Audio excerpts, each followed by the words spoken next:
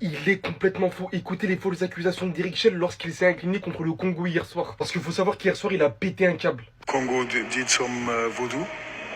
Voilà le divertissement que j'aime en Afrique. Il voulait en découdre. Dites-vous qu'il n'a même pas attendu le dernier penalty de la séance pour se mettre dans cet état. Et là, comme vous l'avez vu dans la vidéo, il accuse directement le Congo d'avoir pratiqué du vaudou. On savait déjà à la base qu'il se mettait dans ce genre d'état facilement. Mais là, Eric Schell, vraiment, on n'a qu'une seule chose à dire. Oh, t'as pas vu? T'as pas vu la différence de niveau qu'il y avait là? À ce stade, moi, j'ai pas l'impression que c'est une histoire d'eau, de vaudou. Surtout quand 3 de tes joueurs phares sortent en seconde période et très tôt. Personne va venir démériter leur victoire, je suis désolé les gars. Se sont battus comme des loups. Ils étaient menés 1-0, l'arbitrage était complètement contre eux. Des pénaltys non sifflés, des corners oubliés, le match qui s'arrête avant la fin du match. S'il y avait une équipe derrière qui fallait être, c'était bien eux hier soir. Pour ceux qui aiment le football en fait.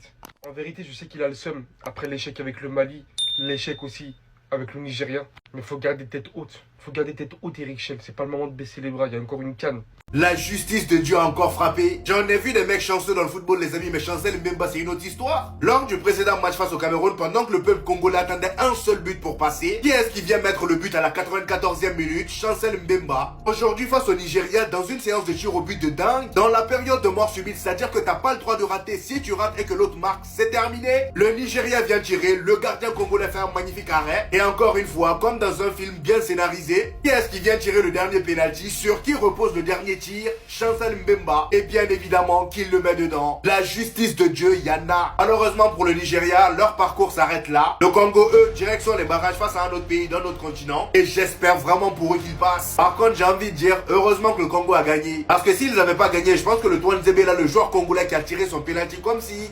Et c'est quelle manière d'être nonchalant ça? Il n'avait aucune envie, j'ai même eu l'impression qu'il a fait exprès de rater. Il allait passer une très sale soirée. Heureusement pour lui que le gardien congolais a fait ce qu'il avait à faire. Et comme ça, son raté la passe aux oubliettes. Côté Nigeria, je pense que ce qui les a un peu pénalisés, c'est la blessure d'Osimhen. Parce qu'entre vous et moi, c'est très bien que si Osimhen était là, ça allait être beaucoup plus compliqué pour le Congo. Je ne dis pas que le Nigeria allait forcément gagner. Et ils auraient été meilleurs avec Osimhen que sans. Encore un massacre d'Erling Haaland. En fait là, la Norvège n'a plus aucune limite. Ils viennent de tabasser l'Italie 4 buts à 1. Alors que les Italiens étaient les premiers à ouvrir le score. Là, clairement, ils arrivent en Coupe du Monde totalement confiants. Et bien évidemment, qui dit victoire de la Norvège dit minimum doublé d'Erling Haaland. Lors du match précédent, il a claqué un doublé. Aujourd'hui, encore une fois, il claque un doublé. Après son doublé d'aujourd'hui avec la Norvège, il a 55 buts marqués en 48 matchs. Je sais pas si vous vous rendez compte de la stat. 55 buts marqués en 48 matchs avec la Norvège. Et c'est pas comme s'il marquait que face aux petites équipes, non. La preuve, aujourd'hui, il te claque un doublé face à l'Italie. Malheureusement pour l'Italie, pour la 3e fois consécutive, il se qualifie pas automatiquement en Coupe du Monde. Il se dirige à nouveau vers les barrages, le même chemin qui les a coûté les 2 dernières Coupes du Monde. Et pendant ce temps, les amis, du côté de l'Angleterre, il y avait aussi ce malade qui était en action. Et autant vous dire que eux aussi, de leur côté, ils sont inarrêtables. Sur les 8 matchs de la phase de qualification à la Coupe du Monde, ils sont sur 8 victoires. Aucun match nul, je vous le dis, et encore mieux, aucun but encaissé. Je sais pas vous, hein, mais je pense qu'on va assister à l'une des plus belles Coupes du Monde qui n'ait jamais existé. Et ce qui est fou, c'est qu'émotionnellement aussi, ça va être très compliqué pour nous supporters. Étant donné que c'est la dernière Coupe du Monde de plusieurs grands joueurs, Cristiano Ronaldo et Lionel Messi par exemple. Et leur dernière Coupe du Monde, Lionel Messi, on ne sait même pas encore s'il va y aller, mais lui, il a envie d'y aller. Et le fait que ce soit leur dernière Coupe du Monde, les amis, fait un petit pansement au cœur.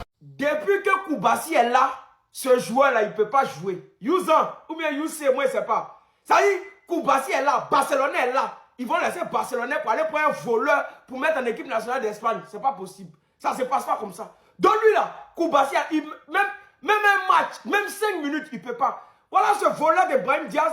Lui voulait jouer à la place de Lamine Yamal. On dit, toi, tu fais quoi même? Shit! Il est retenu au Maroc. Rapidement, ça ne cause pas. Équipe nationale de l'Espagne, là, c'est Barcelonais qui fait. Et quand l'Espagne va jouer là, il y a toujours 2 Barcelonais, même 3 Barcelonais. C'est nous. C'est Barcelonais qui fait l'équipe là. Donc, l'Espagne, eux, ils savent ça. Eux, ils ne peuvent pas mettre voleur de l'équipe. Brahim Diaz, il voulait jouer à la place de Lamine Yamal. Quand ils ont entendu ça, ils ont dit, quoi, toi, un voleur, tu as joué à la place de Lamine, c'est pas possible. Shit! Ils ont mis shit. On dit non. Barcelonais. Il y a l'équipe nationale de l'Espagne, il n'y a pas un joueur du Real de voleur dedans. C'est nous. Barcelonais est là. Et puis les Espagnols vont laisser Barcelonais parler pour un voleur. Pourquoi? Donc lui là, même 2 minutes, il ne joue pas. Il sait. Selon FF Polo, le Barça se penche sur les problèmes défensifs du Barça, surtout au poste de latéral gauche et droit, et veut gérer en priorité le poste de latéral gauche, car à droite, en plus d'avoir Koundé, il y a Eric Gasset qui devrait prolonger normalement et qui en plus de ça fait du bon boulot à ce poste-là. Il aurait pu avoir l'option Xavi Spark, mais il s'est blessé, il est out pendant 2-3 mois. Il avait commencé à s'entraîner avec l'équipe première, mais malheureusement il s'est blessé. Sur le côté gauche, en plus de Baldé, il y a Gérard Martin. Et il y a aussi Torrens, mais il n'est pas vraiment prêt. Et le club veut recruter à ce poste-là. Les options sont donc Grimaldo, Cancelo. Et franchement, ça coûterait pas non plus très cher. Et pour le côté droit, Dumfries, Munoz. Sachant qu'il a dit que pour lui, ce sera un rêve de rejoindre le PSG, le Barça, le Real et United. Et qu'il verra du coup en fin de saison au mercato hivernal. Sur le côté droit, il y a un autre joueur sur lequel on pourrait se pencher, c'est Rachou du Rayo Vallecano, les gars. Moi, je trouve qu'il y a beaucoup de joueurs de Liga qui sont sous-cotés et qu'on n'exploite pas. Faut pas oublier que Pedri de base, on l'a pris à Las Palmas. Regardez ce qu'il est aujourd'hui. En tout cas, j'espère qu'ils reviennent au top de leur forme au plus vite, mais depuis leur blessure la saison dernière, durant la dernière ligne droite, j'ai comme cette impression qu'ils sont pas encore revenus eux deux à 100%. Car le niveau qu'ils avaient la saison dernière avant cette blessure n'a rien à voir avec celui de maintenant. En bref, sinon vous les gars, vous en pensez quoi? Ramenez-vous sur Snap sans nu. Les gars, il a compris.